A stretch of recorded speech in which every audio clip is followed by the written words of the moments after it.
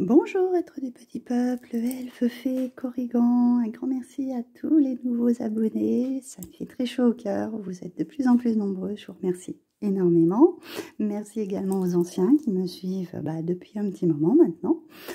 Merci pour vos likes, vos partages et commentaires. Donc on se retrouve aujourd'hui pour les énergies de cette pleine lune du 21 juillet. Qui est en Capricorne. Donc on va aller découvrir tout de suite les petits messages de l'oracle du messager. Voyons voir ce que nous avons. Ah, le phénix. Le phénix indique que tu changes de peau. Tu es en train de renaître de tes cendres pour revenir plus fort. Tu peux avoir deux vies dans ton cycle actuel. La persévérance mène vers l'excellence. Ne baisse pas les bras. Tu as la capacité de te régénérer. Ça, c'est vraiment un beau message pour commencer pour cette pleine lune. Parce que le phénix, c'est toujours, malgré les épreuves qu'on traverse, hein, on est tous dans ce cas, hein, moi y compris, hein, on n'est pas à l'abri. On a toujours la possibilité de repartir, en fait, de repartir à zéro, de renaître. C'est pas parce qu'on traverse des choses très, très difficiles, très graves, qu'il faut baisser les bras, bien au contraire. C'est plus on va se battre, plus on va y mettre son cœur, qu'on va trouver des solutions, qu'on va trouver une force en nous, etc. Et je trouve que le phénix est vraiment un animal qui représente la force de caractère. Et c'est très important en fait de toujours, en fait, un petit peu comme le chat, retomber sur ses pattes, hein, et puis repartir de l'avant, d'accord? Quoi que vous traversiez, ok? Parce que on a toujours des êtres qui sont là pour nous, hein, près de nous, et donc c'est bien de pouvoir être là pour eux et inversement, hein, qu'ils soient là pour nous. Et quand on est au plus bas, c'est jamais très agréable pour les autres et pour soi-même. Donc, ne baisserez pas les bras, allez de l'avant. Alors, cette pleine lune, elle est en Capricorne, qui nous dit de redescendre sur Terre. Bon, alors pour certains, vous êtes peut-être monté un petit peu haut, là, comme on voit ce petit bouquetin, hein, il est monté très haut dans les montagnes, et vous avez la tête dans les nuages, et envie de vous évader d'une certaine façon, parce que peut-être justement des épreuves étaient là et envie d'autre chose et de vous focaliser la tête ailleurs. Mais il y a un moment où il faut redescendre. Alors, 7 jours plus tard, nous serons donc en Taureau, qui nous parle « Soyez fiers de vous ». Taureau, justement. Alors là, vous étiez, on vous demande de redescendre sur Terre. Le Taureau, c'est un signe de terre. Donc là, on ne peut pas faire mieux. Donc visiblement, vous allez vous reprendre et être de nouveau bien présent, hein, de reprendre cet ancrage, vous aligner pour trouver des solutions, même face aux épreuves. Et ensuite, 10 jours plus tard, nous sommes en Gémeaux et on nous dit de dégager votre esprit.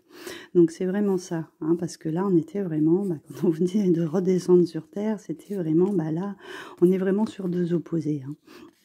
Là on est vraiment la tête dans les nuages et là on nous demande de revenir là, hein, on revient sur Terre avec ce taureau et ce gémeau, c'est l'esprit en fait, c'est de nouveau comment dire, cette connexion avec l'autre côté.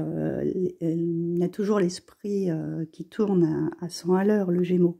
Donc, dégagez votre esprit, et comme soyez fiers de vous juste avant, c'est que justement, votre esprit a tellement travaillé qu'il a finalement trouvé des solutions. Donc maintenant, mettez-les en place. Et afin de vous sentir beaucoup plus libre, hein, parce que le Gémeaux, c'est pas un signe qui est très très attaché, on va dire, donc il a besoin de libérer ce qu'il a en tête, hein, de mettre dans la matière et pour repartir sur de nouvelles bases, un peu comme le phénix qui renaît de ses cendres. Alors ensuite, nous avons, je crois que j'ai fait comme ça, c'est pas grave. La lune de Maïs qui nous parle d'abondance. Alors, c'est pareil, elle tombe à point nommé. cette carte parce que on va rentrer dans les énergies de l'Unyasad qui sont les premières récoltes, d'accord? Donc, et là, on a l'abondance. Donc, il y a forcément quelque chose que vous avez mis en place, que vous allez récolter les fruits de votre labeur, déjà. Hein. Ensuite, qu'est-ce que nous avons sur les deux autres? Nous avons du repos. Bon, bah, pour ceux qui sont en vacances, c'est le moment d'en profiter. Et la reddition. Réédition, d'accord. Donc remise des choses, on revoit certains points. Donc peut-être justement, bon bah là vous rentrez dans cette pleine lune où vous allez récolter les fruits de vos efforts, comme je vous ai dit, un repos bien mérité après tout ça, hein. Et après la réédition, si on revoit tout ce qui s'est basé, pour repartir sur des nouvelles bases. Hein. Cette abondance peut-être vous apporter, ça peut être de l'abondance financière par exemple, et donc de revoir comment dans les mois futurs vous allez organiser votre vie par exemple. Après, si c'est l'abondance, on va dire sentimentale, pareil, là vous partez en vacances, hein, vous profitez d'un moment à deux et vous revoyez à votre retour tout simplement comment vous allez organiser votre vie. L'abondance, ça peut être aussi un nouveau travail. Donc là, peut-être une coupure, hein, on va dire, vous trouvez un nouveau travail, vous devez donner votre démission, vous prenez une période de repos, des jours que vous avez récupérés par exemple, et après on peut repartir sur cette nouvelle base en repartant sur ce nouvel emploi. Donc il y a plein de possibilités, à vous d'adapter ce qui vous parle le plus.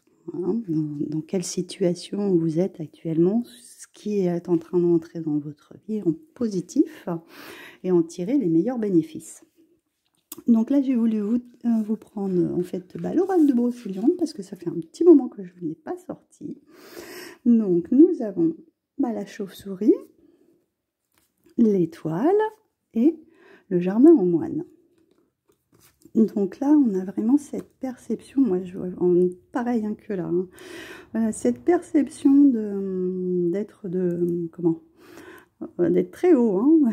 En plus on a la pleine lune qui est là, c'est juste incroyable. Les chauves-souris, comme je dis, moi je le vois plus comme une perception extrasensorielle parce qu'elles ne voient pas, mais elles perçoivent par rapport aux ondes. Donc là, il y a vraiment l'intuition qui est en plein...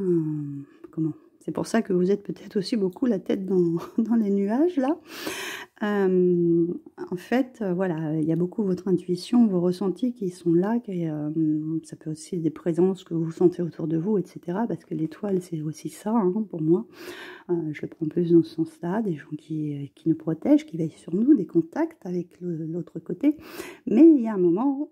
c'est très bien d'être en contact avec nos défunts qu'on a perdus, mais il faut savoir aussi être ancré et avoir les pieds sur terre. Donc ce jardin, c'est un peu l'ancrage, on va dire.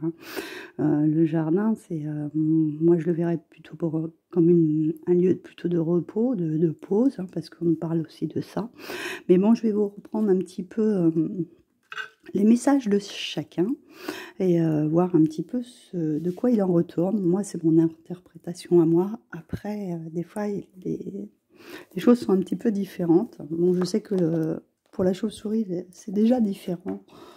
Mais moi, je perçois cet animal vraiment comme vraiment quelque chose qui perçoit ce qu'on ne voit pas. Voilà. Alors, ah oui, c'est vrai. Il nous parle aussi de la chauve-souris, de voyage et de déplacement, de déménagement, de choses qui bougent en fait. Hein, ok. Donc, lorsque la chauve-souris apparaît dans un tirage, elle nous parle de déplacement, de transformation, de voyage, qui peuvent être physiques, spirituels ou quantiques. Elle peut également annoncer un déménagement. Ça peut être aussi ça. Peut-être vous avez suffisamment, investi pour pouvoir vous acheter une maison par exemple. Et donc vous accordez un petit moment de pause pour justement après vous installer convenablement, confortablement. Hein. Alors ensuite avec l'étoile. 26, l'étoile. C'est les espoirs, la confiance et les vœux exaucés. Donc quand elle apparaît, elle nous indique Elle nous invite à garder l'espoir, à avoir confiance et foi en votre avenir. Le destin est en marche, il est tracé, et grâce à l'étoile, les vœux sont exaucés. Donc si vous avez fait des demandes à l'univers aussi, c'est souvent ça, hein, parce que cette pleine lune en Capricorne, peut-être que vous allez faire de grosses demandes là-haut. Donc sachez que même si vous en avez déjà fait il y a quelques mois, ils sont entendus. Ils vont seulement, ça va se mettre en marche au moment voulu. Hein. Il n'y a pas... Ça ne se fait pas forcément du jour au lendemain. Il faut des fois être un peu patient. Et donc, le jardin en moine nous parle d'accidents, de chocs et de bouleversements, donc de changements. Donc, c'est ce que je vous ai dit aussi. Hein. On est dans un mode de changement ici. Là, on vous demande de vous réaligner dans les deux sens. Et c'est surtout le phénix qui nous dit, justement, changement. On renaît de ses cendres, souvent après un choc, en fait, après quelque chose qui nous a bouleversés. Donc, il annonce un profond bouleversement, un retournement de situation ou un choc. Parfois, la vie nous envoie des épreuves pour nous remettre sur le droit chemin ou nous réveiller. Le jardin en moine, même s'il annonce un chamboulement, une destruction, nous parle aussi d'une décision qui nous dépasse et d'une reconstruction. N'est détruit que ce qui doit l'être. Donc c'est vraiment ça, c'est ce que je vous ai dit dans tous ces changements qui sont là. En fait, un peu le phénix, c'est un peu aussi dans ce que j'entends dans cette carte, en fait, la maison Dieu, on détruit certaines choses pour reconstruire sur des bases beaucoup plus saines, beaucoup plus appropriées. Et au dos du paquet, nous avons notre gentil Merlin qui est présent. Donc, lui, il nous apporte l'introspection, il est là pour nous guider, nous aider, donc sur notre voie. Donc, c'est un bon signe. Après ce phénix, nous avons la présence de Merlin qui est là pour nous aider. Donc, voilà pour ces énergies de pleine lune. Et je vous dis à très bientôt pour une nouvelle vidéo.